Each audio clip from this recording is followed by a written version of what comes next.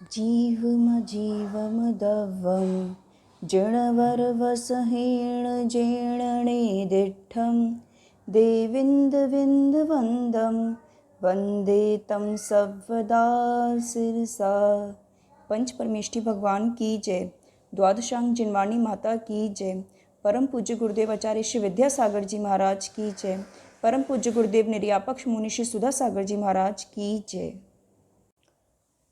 पिछली कक्षा में हमने जीव के दूसरे विशेष गुण उपयोगमयी उपयोगमयी है उसमें ज्ञानोपयोग के भेदों को समझा। अब हम जीव के लक्षण को व्यवहारने और शुद्ध निश्चयने से समझेंगे। तो चलिए अगली गाथा देखते हैं।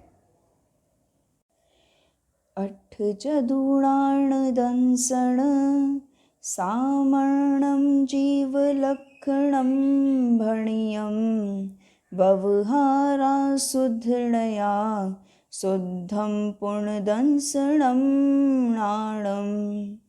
अब एक एक शब्द का उच्चारण देखते हैं।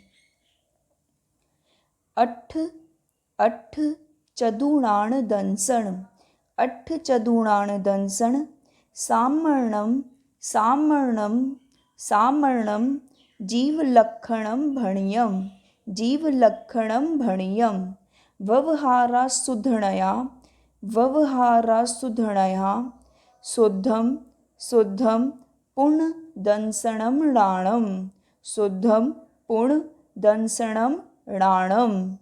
अठ चदुणाण दंसण सामर्णं जीवलक्षणं भणियं व्यवहारा शुद्धनया शुद्धं पुण्यदंसणं नाणम्। अब इसका पूरा उच्चारण करते हैं। अठ चदुणाण दंसण सामर्णं जीवलक्षणं भणियं व्यवहारा शुद्धनया शुद्धं पुण्यदंसणं नाणम्। एक और बार। अठ चदुणाण दंसण सामर्णं जीवलक्षणं भणियं व्यवहारा शुद्धनया शुद्धं पुण्यदंसणं नाणम्। अब इसका अर्थ देखते हैं। अठ आठ, अठ आठ, चदु चार, चदु चार, णाण ज्ञान, णाण ज्ञान, दंसण दर्शन। 8 प्रकार का ज्ञानोपयोग, 4 प्रकार का दर्शनोपयोग। 8 प्रकार का ज्ञानोपयोग, 4 प्रकार का दर्शनोपयोग। सामर्णम सामान्य से, सामर्णम सामान्य से, जीवलक्षणम जीव का लक्षण, जीवलक्षणम जीव का लक्षण, भणियम कहा गया है, भणियम कहा गया है। किसने की अपेक्षा ऐसा कहा गया है? व्यवहारा व्यवहारने से, व्यवहारने से जीव का सामान्य से जो लक्षण कहा गया है वह 8 प्रकार का ज्ञानोपयोग और 4 प्रकार का दर्शनोपयोग कहा गया है। व्यवहारने से 8 प्रकार का ज्ञानोपयोग, 4 प्रकार का दर्शनोपयोग, सामान्य से जीव का लक्षण कहा गया है। पुण्य और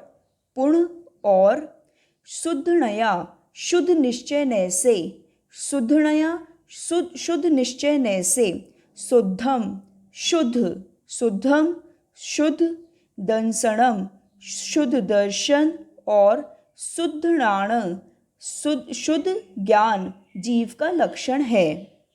निश्चयने से शुद्ध दर्शन और शुद्ध ज्ञान जीव का लक्षण होता है। व्यवहारने से 4 प्रकार का दर्शनोपयोग और 8 प्रकार का ज्ञानोपयोग जीव का लक्षण होता है और शुद्ध निश्चयने से शुद्ध दर्शन और शुद्ध ज्ञान जीव का लक्षण होता है।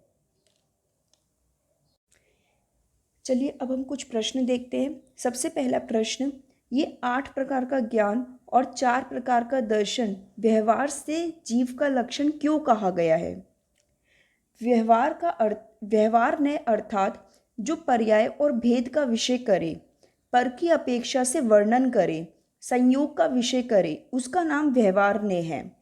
अभी हम ज्ञान और दर्शन के भेदों की चर्चा कर रहे हैं, इसीलिए भेद होने के कारण यह व्यवहार ने का विषय है। शुद्ध दर्शन और शुद्ध ज्ञान वो अभेद है।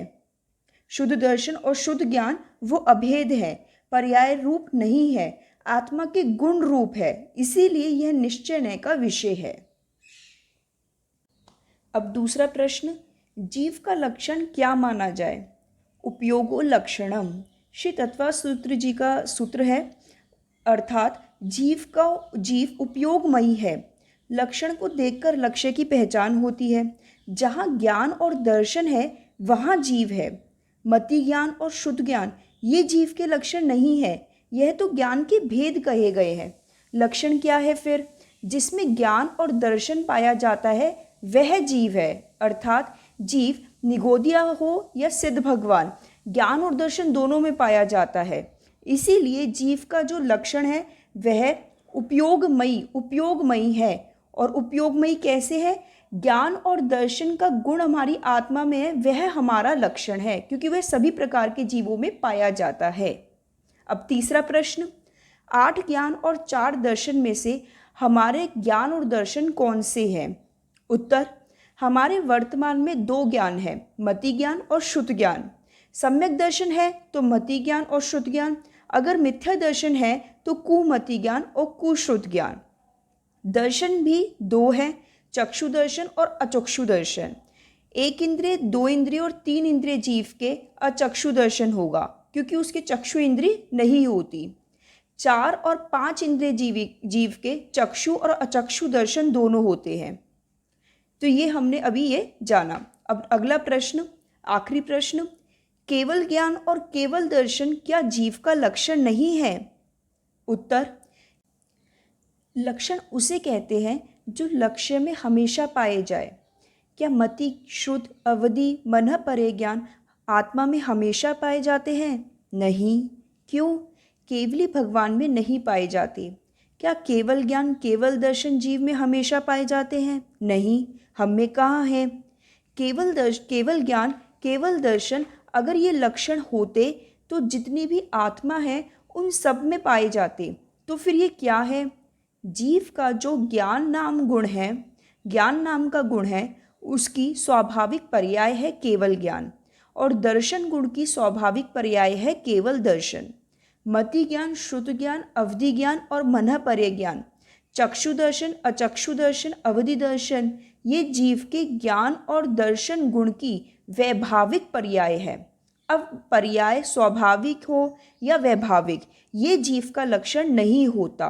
तो जीव का लक्षण क्या माना जाए?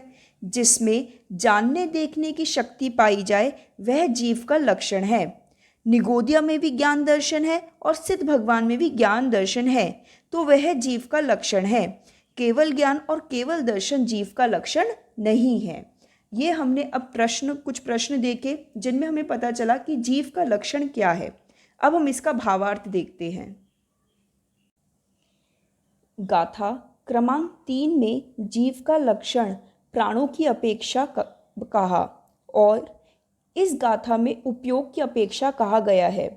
शुद्ध निश्चय न केवल अभेद रूप दर्शन और ज्ञान का ग्रहण करने वाला है।